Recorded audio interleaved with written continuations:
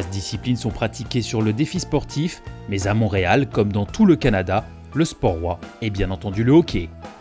Alors le hockey se joue en salle, se joue sur la glace aussi. On a plusieurs écoles qui sont ici aujourd'hui, près d'une vingtaine, qui compétitionnent dans le tournoi de hockey. Les règles sont à peu près identiques à celles du hockey sur glace. Au lieu d'un palet, c'est une balle qui est utilisée et l'équipement du gardien est allégé. La discipline est pratiquée aussi bien par les scolaires que par les adultes. Elle est présente sur le défi sportif depuis le début. La nouveauté par contre, pour cette 30e édition, ce sont les dispositifs gonflables qui délimitent la surface du terrain. Des systèmes très aisés d'utilisation qui facilitent donc la pratique du hockey en salle.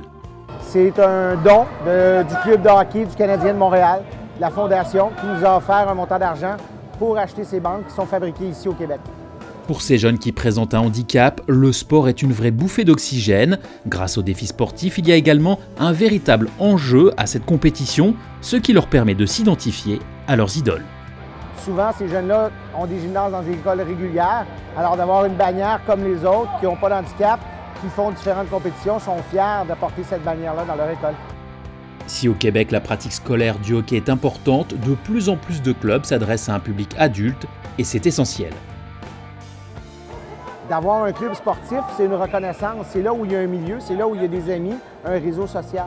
Donc de là l'importance du sport aussi. Parce que oui, tu en fais à l'école, mais lorsque tu quittes l'école, souvent ces gens-là vont travailler ou travailler dans un milieu plus isolé. Mais d'avoir son club sportif, d'avoir son équipe, d'avoir pratiqué du sport, chacun est content d'être et fier de pratiquer ce sport-là. Donc au niveau adulte, peut le poursuivre.